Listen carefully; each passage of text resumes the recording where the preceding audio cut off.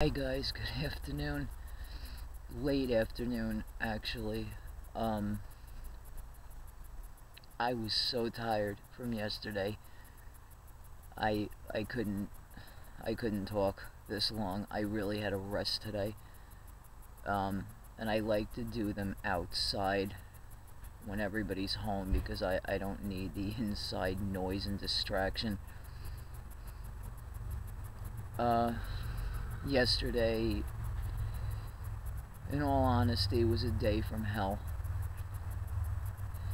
I uh, I left about 7 o'clock in the morning from Pennsylvania.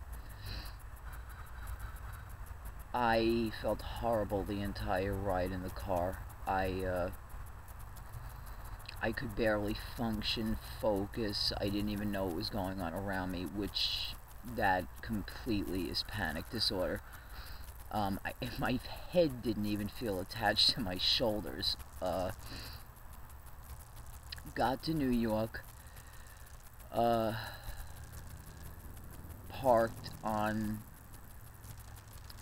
anyone who's familiar with New York, some of you would not be, parked on 55th Street. My first appointment was on 53rd, so I, of course, thinking, oh, well, I'll just walk it 2 blocks. Oh, I walked it, okay, 2 blocks down and about 3 blocks over. I must have stopped 4 times in the process of getting there. I was that tired and that winded. And that just proves to me that I am out of shape because there really shouldn't be anything preventing me from walking, and maybe lack of food and weakness, sure, but let me get this camera right, okay. uh, I was exhausted. The time I got in the building, I thought I was going to pass out, so I said, oh, my day's just going to start on the wrong foot. Got up to my pre-surgical exam. That wasn't too bad. In fact, I filmed a small segment of that I had shown earlier online. It was nothing major. Blood, cardiogram, urine. Very, very nice doctor trying to explain to me exactly what is going on with me, and did actually explain to me that that CAT scan that I had at my local hospital, like uh, last week when I was taken in, and I was told I had a mass, if you recall, and like I said with my local hospital, it could be many things. Uh, it is possible, she said, that there is a tumor there because with endometrial cancer, they form tumors, and that's all really part of it. And so the likelihood that there is a tumor next to my uterus is a high percentage. Got done there. Everything went great there because it was really not much for me to do but lay there, and I had a 2-hour wait to get to my next appointment. I filmed a little of that. If you noticed, I was sitting outside having my lunch. I stayed on 53rd there and sat for a while. I actually received a phone call from Sloan Kettering when I was sitting there. The assistant to Dr. Kaplan, the pulmonary specialist, asked me if I could get uptown sooner than 2:30.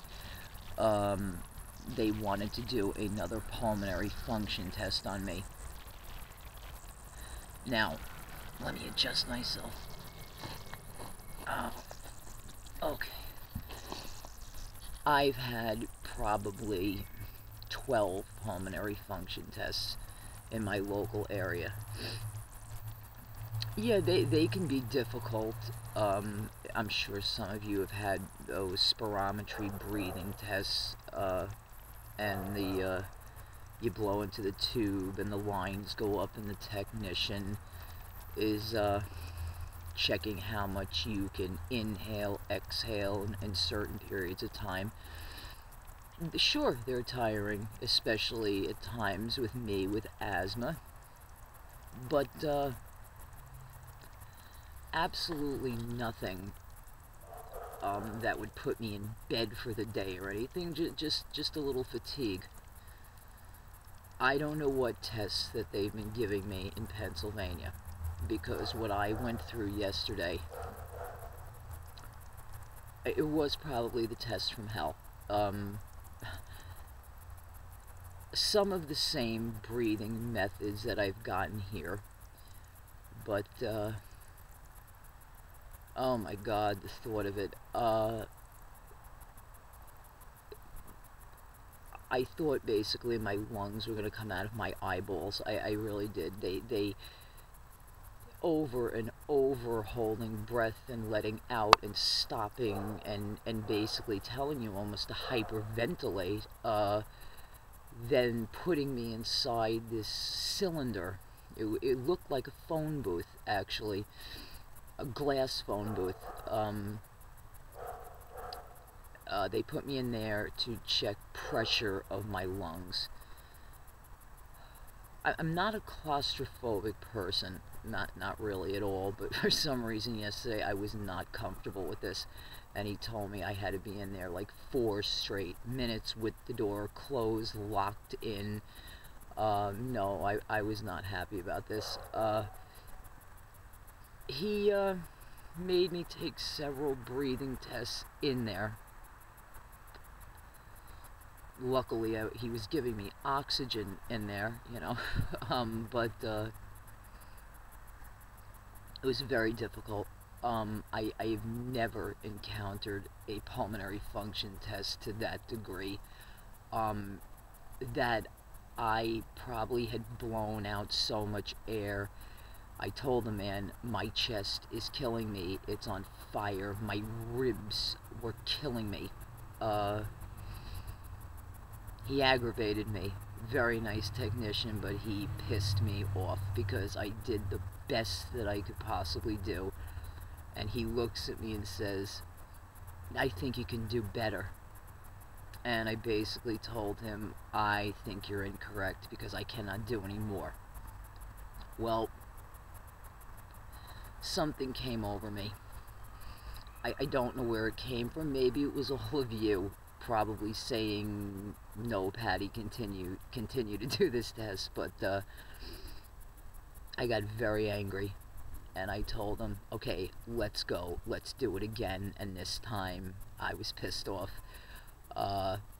He was like challenging me, and I don't like to be challenged in life, so somewhere I dug real deep and found the energy to do it again and again, until he got a reading that was satisfactory for him to give to Dr. Kaplan.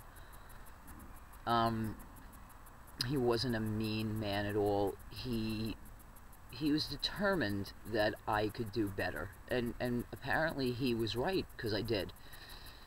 Had my heart rate up to 149. He said when I originally went in, it was 118, my heart rate, and I hadn't even done anything yet, and he said, why is your heart beating so fast? I said, it's been like this probably since I left the driveway this morning. Now 118, that's the second time I've gotten that reading, and I think I need to play lotto. That's what I think I need. Those are my lottery numbers this week. Moved on from there. Then he wanted me to walk up and down a staircase. Now, it wasn't like a stress test. It was just 2 wooden steps, and told me to go up and down as fast as I could, up, down, up, down, up, down. And by this time, I said to myself, this man, he's a sadist, he must be. I really don't know. I did that. Don't know how I pulled that off either.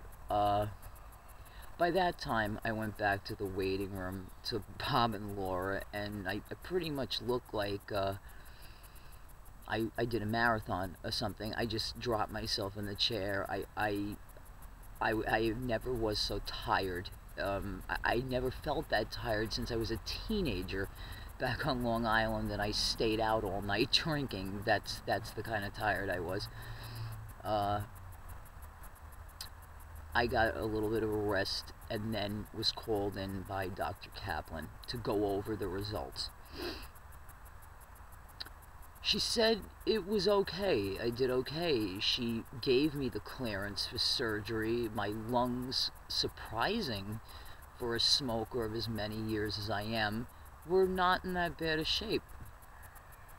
Well, that made me happy. That was one thing that made me happy. So I'm thinking, great, the hardest test of the day is over. The breathing test. What else could be left on my agenda? I have now the body scan. Now, the body scan was frightening me. I never for one split second thought there was going to be anything that was going to bother me about the test itself. It's just the outcome of the test. Surprise, I was wrong. I've been wrong a few times this year. Off I go now to back to 55th Street. After I was on 67th, now back to 55th. Go in, thinking, oh, CAT scan with dye contrast. I've had those before in Pennsylvania. No big deal. Just like I said with the spirometry test. Oh, I've had those before. No big deal. Go in, fill out some paperwork. I'm still tired, so I'm thinking, oh, great, just some pictures. I get to lay down. All over. No. Woman comes over and slaps a paper cup in front of me with a straw in it.